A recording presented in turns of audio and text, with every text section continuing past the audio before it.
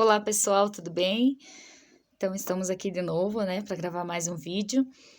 E eu sou a Jussiane de Melo Gomes, juntamente com a minha colega, a Daniele Caroline Arnold, né?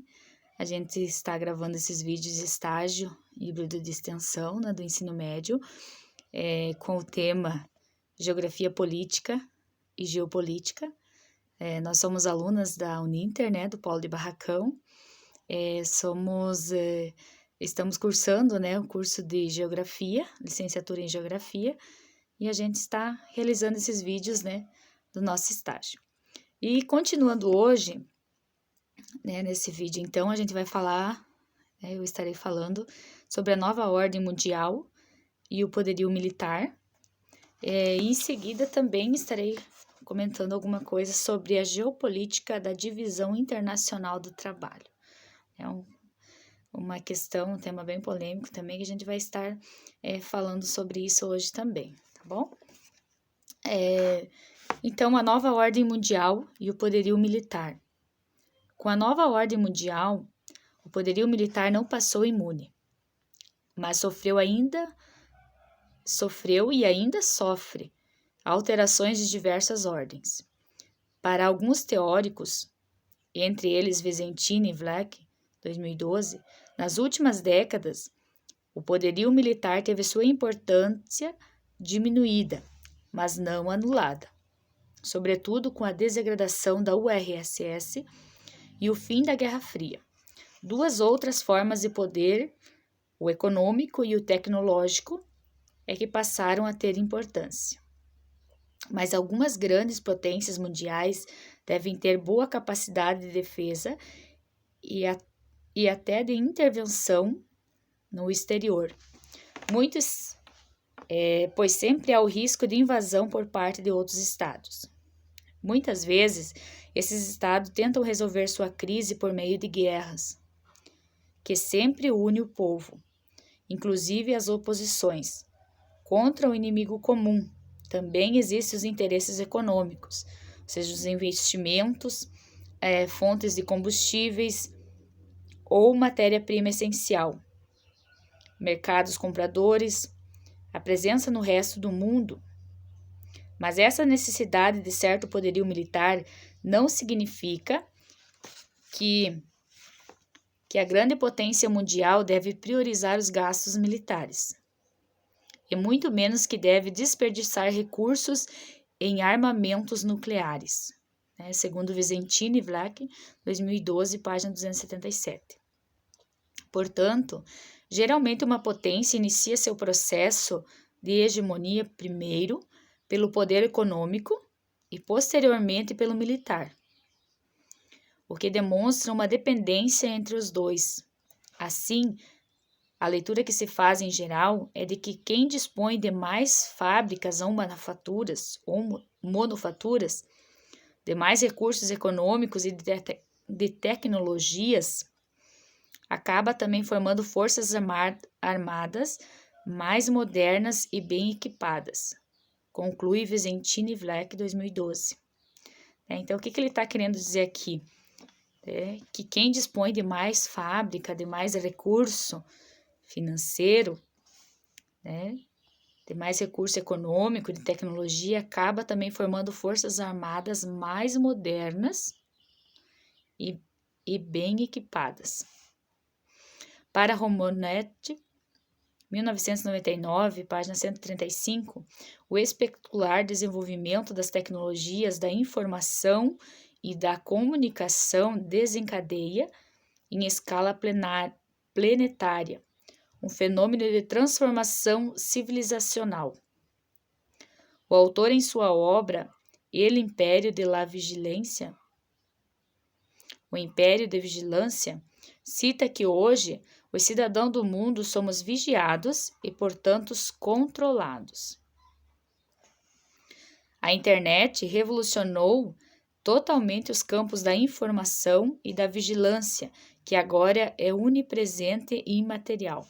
Romonetti, 2016. O poderio militar vem se desenvolvendo, vem se modernizando devido, entre outros fatores, à revolução técnico-científica ou terceira revolução.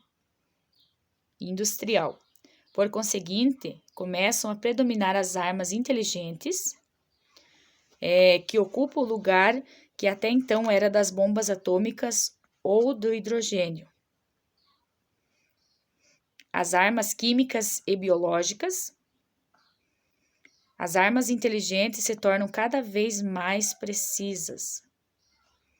Logo, ao invés de exterminar milhões de pessoas de forma indiscriminada, esses armamentos inteligentes procuram, na medida do possível, dobrar o inimigo com a destruição de alvos estratégicos, segundo Visentin e Vlach, 2012, página 20. A tecnologia também substituiu a força bruta, reduzindo o número de profissionais militares envolvidos que, contudo, devem ser cada vez mais qualificados. Com elevadas escolaridades, ocorrendo ainda um aumento no efetivo feminino presente nas Forças Armadas. Então, aqui ele está querendo dizer, estamos dizendo que a tecnologia vem substituindo a força bruta. A gente comentou no vídeo passado sobre o aumento da globalização, o aumento da informática, da robótica, e da tecnologia também, e aqui está dizendo que a tecnologia, ela também substitui a força bruta, reduzindo o número de profissionais militares envolvidos, que, contudo, devem ser cada vez mais qualificados, e também com uma elevada escolaridade, e ocorre ainda um aumento no efetivo feminino, a participação feminina tem aumentado também, presente nas Forças Armadas. Ao mesmo tempo que gera oportunidade de crescimento e de desenvolvimento, o avanço tecnológico, ele apresenta vulnerabilidade. Para Nunes, 2015, página 8, a facilidade de acessar a informação e aos sistemas que a gerenciam trouxe também novos riscos relacionados à exposição virtual a que todos se submetem. Não obstante, outra mudança se apresenta com a guerra virtual ou no ciberespaço, que se tornou essencial na guerra por causa da enorme importância militar dos computadores e de redes para as circulações de informação ou ordem, para ligar aviões ou navios ou bases locais de apoio, e esses ao centro estratégico localizado no país de origem, conclui Visentin, 2003. Vale lembrarmos, no entanto, que a vulnerabilidade dos sistemas de energias financeiro, administrativo e empresarial, em razão de sua excessiva dependência de sistemas informatizados, o que os torna suscetível a ataques cibernéticos, roubos de dados e informações e até a paralisação de suas atividades. Então, aqui está dizendo que além de uma boa, sim, esse avanço, essa transformação que houve, mas também há algumas vulnerabilidades, há alguns pontos fracos, e aqui está dizendo também, que essa vulnerabilidade do sistema de energia financeiro, administrativo, também empresarial, em razão de sua excessiva dependência de sistemas informacionais, o que torna suscetível a ataques cibernéticos. Há também roubos de dados, informações e até mesmo a paralisação de suas atividades.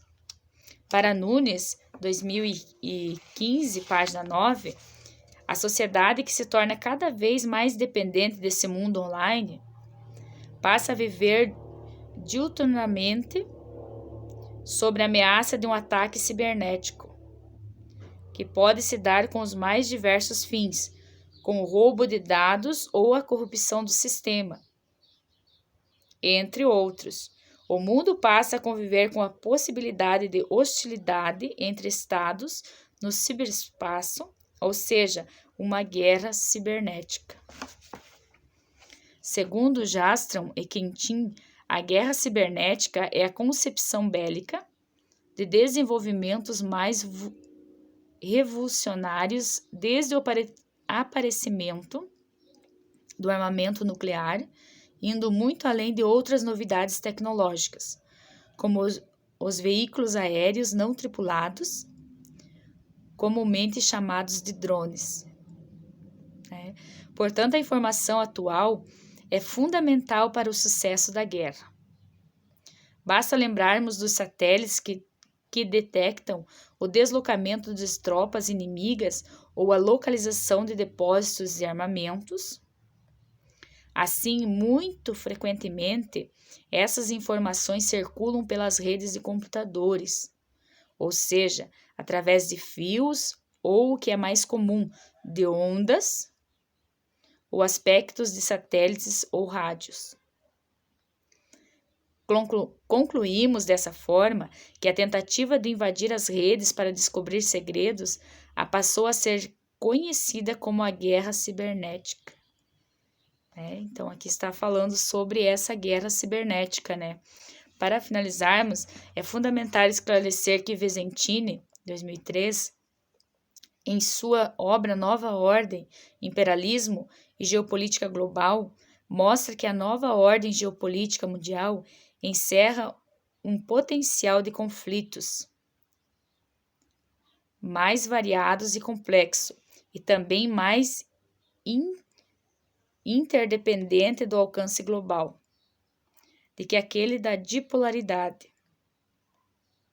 Contudo, Vizzentini ainda destaca que, por um lado, isso soa negativo. A revolução técnico-científica acaba gerando a possibilidade e possibilitando outras e novas formas de guerras. Além do terrorismo, que podem assim se tornar incontroláveis e ao mesmo tempo permanentes. Porém, na concepção do teórico, é fundamental termos uma visão otimista, em que a terceira revolução industrial, somada à globalização, poderá constituir uma sociedade mundial que poderá, mais cedo ou mais tarde, construir determinados canais democráticos para deliberar e agir de comum acordo, com vista a resolver ou minimizar os grandes problemas geopolíticos e talvez até econômicos, sociais do espaço mundial. Então, aqui está dizendo que essa revolução, a terceira revolução industrial, somada mais à globalização, ao avanço da globalização, poderá construir uma sociedade mundial que poderá mais cedo ou mais tarde construir determinados canais democráticos para liberar e agir de comum acordo, com a vista e a resolver ou minimizar os grandes problemas geopolíticos e talvez até econômicos sociais no espaço mundial. Então, esse avanço, esse crescimento da informação, ele é fundamental, para o sucesso de guerras, como a gente comentou aqui sobre os satélites, que detectam o deslocamento de tropas inimigas, ou então a localização do depósito de armamento. Então, essas informações são informações que correm as informações circulam entre os computadores, sejam através de fio, ou, como é mais comum, de ondas, ou os aspectos de satélites ou rádio, Então, essa é uma forma, de uma tentativa de invadir as redes para descobrir segredos, que passou a ser conhecida como guerra cibernética. Então, eu espero que nesse ponto que a gente tem comentado, a gente venha entender, que a nova ordem, a chamada nova ordem mundial, Ao contrário de ter se tornado obsoleta, na verdade, é uma realidade dinâmica, em construção ou em permanente mudança no mundo.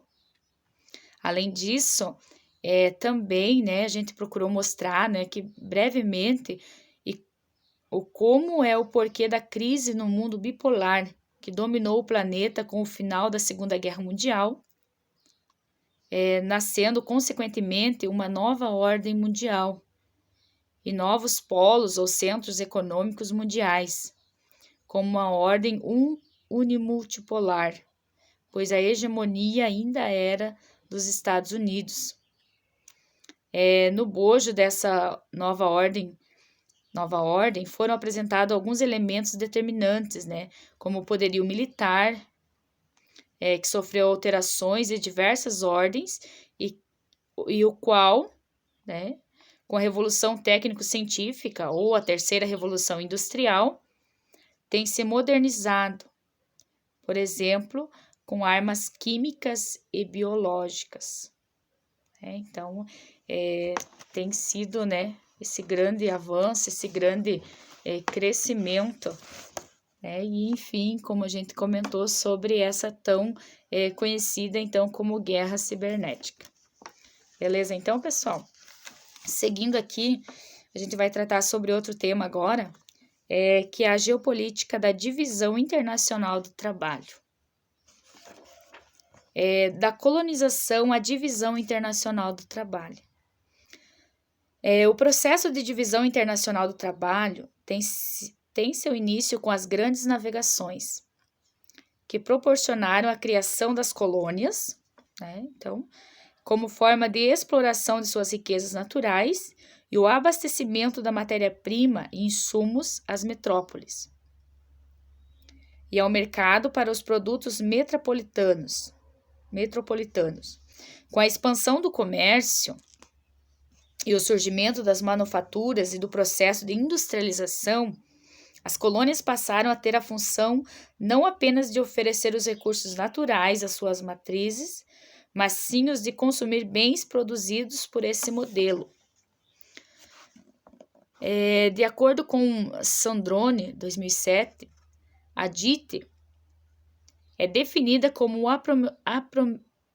aprimoramento das nações por meio da especialização no processo de produção, com a implementação de inovações de métodos e de processos avançados de tecnologias que garantem a produção de infraestruturas e bens de capital interno e em condição de fornecimentos para outras nações.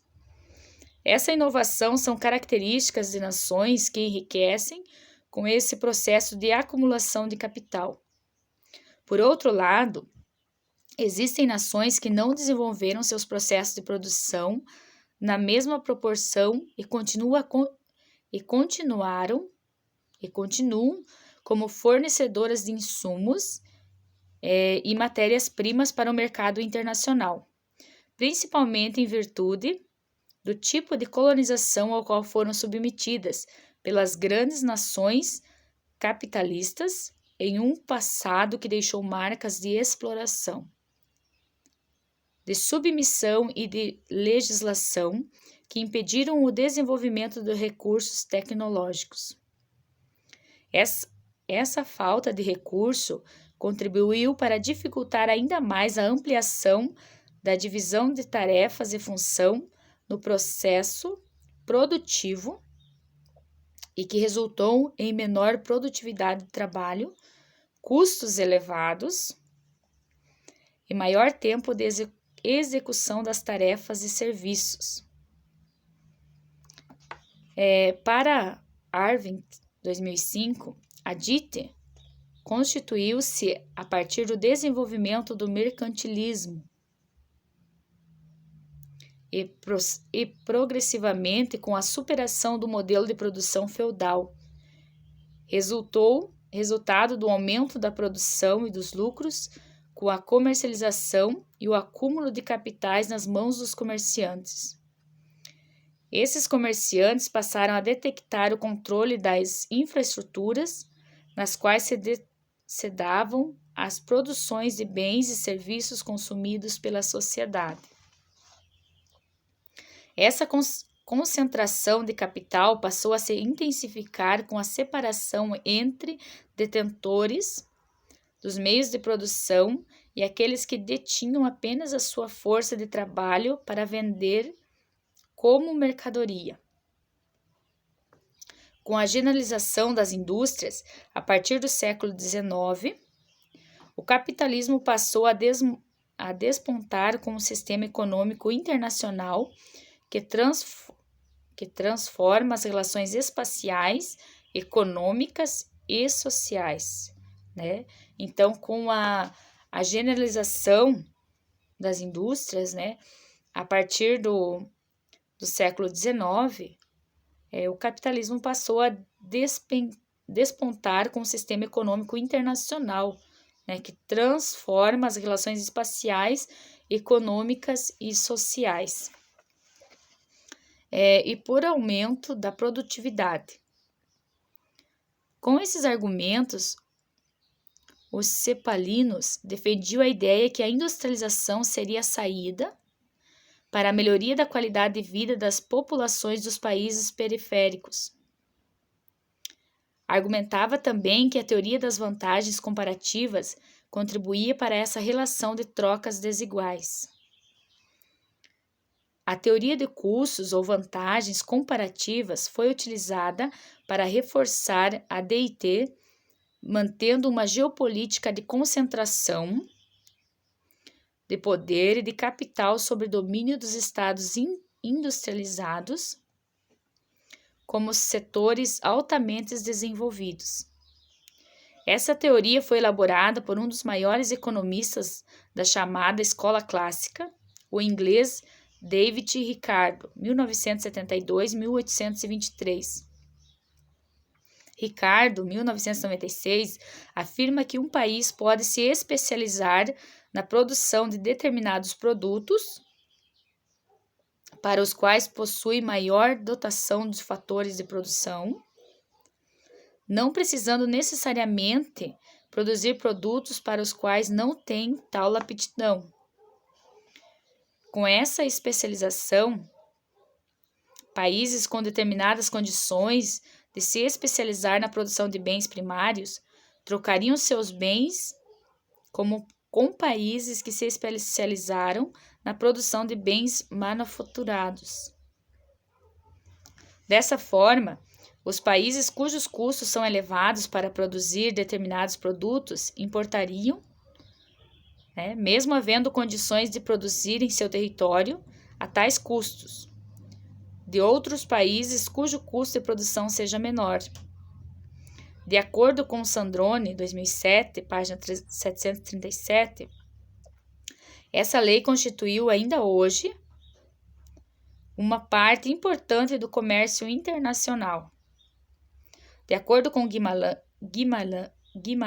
2007, existem nas regiões periféricas do sistema internacional do capitalismo grandes estados sujeitos a todo tipo de dificuldade, interna e externa, muitas vezes fragilizado pelas ações das nações mais poderosas, que tornam seus vínculos políticos e econômicos cada vez mais dependentes das decisões tomadas pelas nações que comandam a evolução desse sistema internacional. Ainda de acordo com o autor anteriormente citado, são mais de 500 anos de periferização, que se aprofundam desde o período dos grandes descobrimentos marítimos do século XV e XVI, com a liderança de Portugal, Espanha, Holanda e França, os quais acabaram perdendo espaço de poder em âmbitos internacionais para a Inglaterra, que desde o início do século XVIII vinha expandindo seus territórios e seus domínios ou controles diretos. A conquista da Índia em meados do século XIX pela Inglaterra proporcionou a esse país europeu a hegemonia mundial. Além disso, a Inglaterra foi responsabilizada por criar no território dominado um estado indiano, fruto de sua colonização, buscando superar resistência e conflitos às suas imposições dominantes com organizações e poderes locais, dos quais muitos tornaram-se aliados, apenas para manter privilégios historicamente existentes. Conforme Guimarães, 2007, página 23, a Índia, como Estado, surgiu como instrumento de união das populações daquela região contra o domínio britânico, branco, herético, alienígena e explorador. Ainda assim, o fim do domínio britânico fez surgir 2 estados, a Índia e o Paquistão, do qual se desmembrou o de Bangladesh, o antigo Paquistão Oriental. As oposições da Inglaterra e demais potências capitalistas se estenderam mais sobre o continente asiático por meio de guerras do ópio, 1860, na qual a China foi forçada a entregar seus portos para o comércio internacional. No continente africano, a África subsaariana foi partilhada entre as grandes economias europeias, desprezando qualquer tipo de poder local. As potências europeias fragmentadas a região em diversos estados, possibilitando a existência, conforme Guimarães, 2007, de grandes países periféricos, entre eles a Nigéria, o Congo, Angola, Argélia, o Sudão, Moçambique, entre outros, alvos de diversos conflitos tribais e guerras civis, incentivadas por nações europeias a não europeias. Esses estados de guerra, extensões territoriais, não conseguiram atrair para si parques industriais e tecnológicos significativos, que seriam fundamentais na produção e proporcionaram um avanço na produção e no papel desses países na DIT e na geopolítica mundial. Então, as relações ao domínio das nações europeias foram as mais variadas. Mas a superioridade militar, econômica, tecnológica, científica, fez prevalecer os interesses das nações industrializadas na maioria dos países em todos os continentes. Então, esse domínio, essa reação do domínio das nações europeias, foram as mais variadas. A superioridade militar, a econômica, a tecnológica, a científica, fez prevalecer esses interesses, das nações industrializadas na maioria dos outros países do continente. Conforme Guimarães, muitos dos países não europeus buscavam se espelhar nos modelos de desenvolvimento dessas potências para buscar uma posição melhor no ranking da DIT, tais como os seguintes países muçulmanos: o Egito, a Turquia e o Irã. O Japão implementou uma transformação com base na importação de modelos europeus em áreas como educação, produção e tecnologia, no final do século XIX, obtendo sucesso e transformando-se a partir do início do século XX, uma grande potência imperialista. Na América Latina, a colonização se deu também por parte das potências europeias, a Espanha e Portugal, que dominavam os mares até o início do século XVI. Essa hegemonia foi perdida porque tais países não conseguiram manter o processo de relação mercantis internacionais imposto por Inglaterra e França e pelos tratados explorados e pelos tratados desvantajosos celebrados com essas potências. Mesmo tendo explorado por mais de 2 séculos a madeira, o ouro e a prata extraído da América Latina, Portugal e Espanha não conseguiram desenvolver parques industriais capazes de produzir os bens escolhidos de suas colônias e atingir níveis de produção capazes de atender às demandas de sua população. E por isso, viram suas divisas se esvaírem a partir da aquisição de produtos importados das nações industrializadas. Né? Então, além deles, por 2 séculos, eles exploraram, né, a madeira, o ouro e a prata da América Latina, Portugal e Espanha não conseguiram desenvolver parques industriais capazes de produzir os bens escolhidos de suas colônias e atingir nível de produção capaz de atender às demandas de sua população. E por isso eles acabaram viram suas divisas se esvaírem a partir da aquisição de produtos importados, né, de produtos das nações industrializadas. Então, eles não deram conta, né, de suprir a necessidade e viram produtos sendo importados, né, de outras nações industrializadas. De acordo com Aquino, 1997, com a expansão da exploração de suas colônias, a Inglaterra pôde aperfeiçoar ainda mais as suas manufaturas e se estabelecer como grande nação capitalista. Isso ocorreu por causa da evolução da indústria têxtil e da metalúrgica com a descoberta do coque, que substituiu o carvão vegetal como combustível para aquecer as caldeiras e movimentar as máquinas a vapor, e da invenção do processo de pudilagem, que possibilitou a industrialização do ferro em larga escala.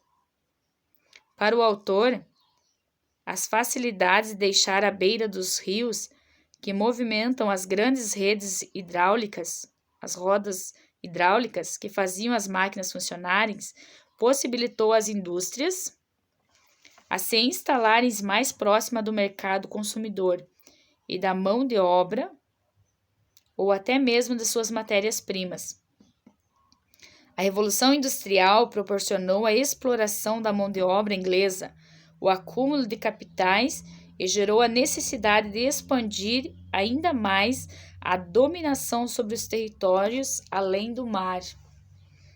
Então, a Revolução Industrial, ela proporcionou a exploração da mão de obra inglesa, o acúmulo de capitais e gerou também a necessidade de se expandir, ainda mais a dominação sobre os territórios que iam além do mar, Bom, pessoal, seria isso, nesse vídeo. Nos próximos vídeos, a minha colega vai estar gravando, nós vamos estar falando sobre a divisão internacional do trabalho a partir da Revolução Industrial, A gente viu o início, aqui o início da divisão internacional do trabalho, Desde o começo da colonização, Desde o começo, quando surgiu, a colonização, a divisão internacional do trabalho, Como a gente comentou, que surgiu, o processo de divisão internacional do trabalho, ela teve seu início, com as grandes navegações, que proporcionou a criação das colônias, como forma de exploração de suas riquezas naturais e também o abastecimento da matéria-prima e insumo, às metrópoles e ao mercado para os produtos metropolitanos, Então, nos próximos vídeos a gente vai estar falando sobre essa divisão internacional do trabalho, também a partir da Revolução Industrial. Beleza?